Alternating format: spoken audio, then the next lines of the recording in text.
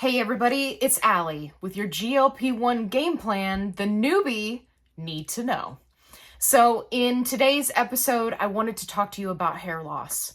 Because let's face it, when you're starting out on a GLP1, this is kind of a big thing that everybody talks about. So I know that there are a lot of people that are concerned about losing their hair. And I'm here to tell you that there are many solutions when it comes to dealing with hair loss and being on a GLP-1. So first and foremost, there are a couple of things that I want to mention. One is there are two types of hair loss. The first has to do with taking Mounjaro, Zepbound, tirzepatide. And the recent information that Dave actually touched on this week about how the medication itself causes hair loss. It's listed in the side effects. So there's that. So there are some people who find that they lose hair very early on in their journey and they haven't lost that much weight. The second group is the group that has lost a significant amount of weight and they find that their hair is shedding, right?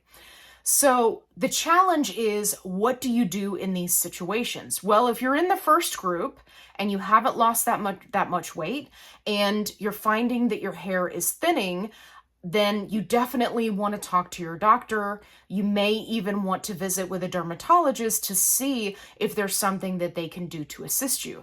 There are oral medications, there are creams, there are foams, there are various products that you can use, but it's important that you talk to a doctor because there are a lot of gimmicky products online and you don't want to waste your money on gimmicky products. So talk to the doctor. Again, there's lots of options there.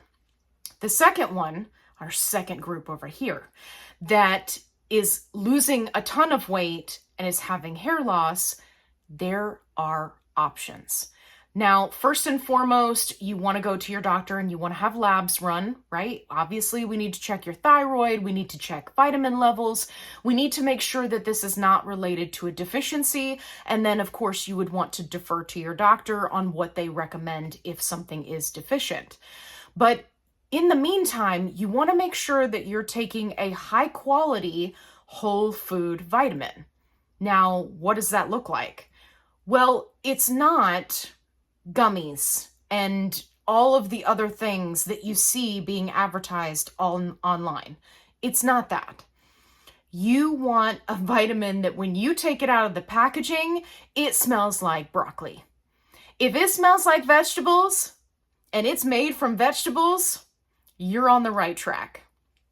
Now, in addition to making sure that you've got a multivitamin, right, that's either for a man or a woman, whatever the case may be, specialized for you based off of age, right?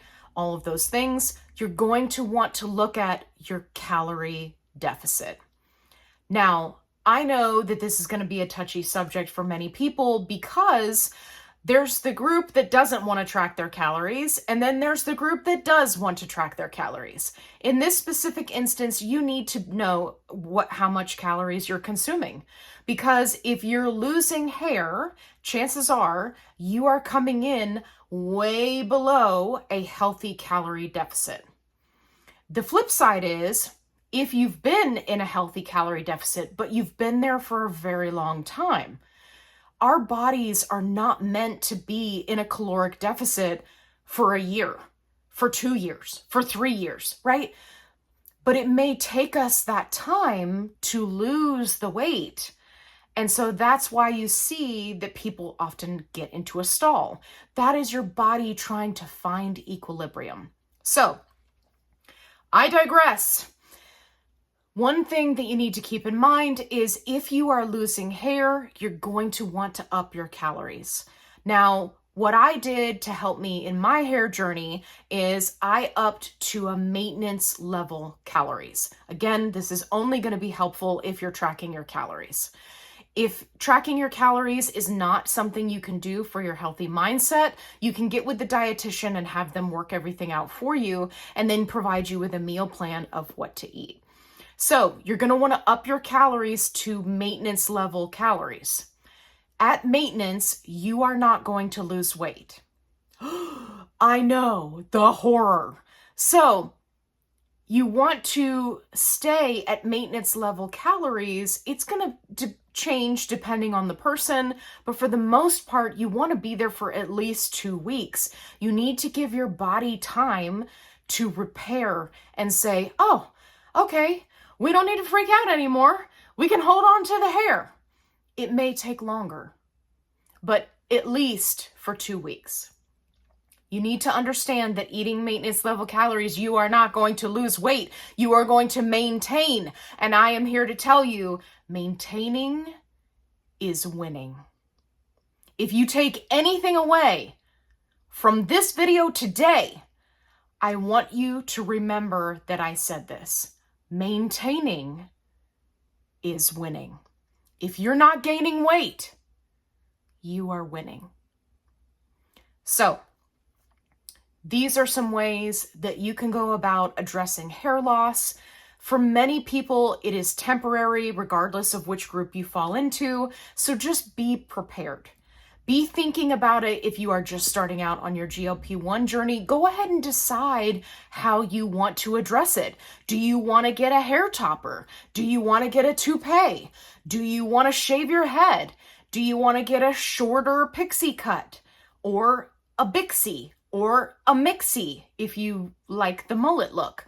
Whatever it is you decide to do, make sure that you are A, talking to your doctor, and B, that you don't let it sabotage you. It's temporary and you can get through this. I hope you found this video helpful. And this is Allie signing off from your GLP-1 game plan.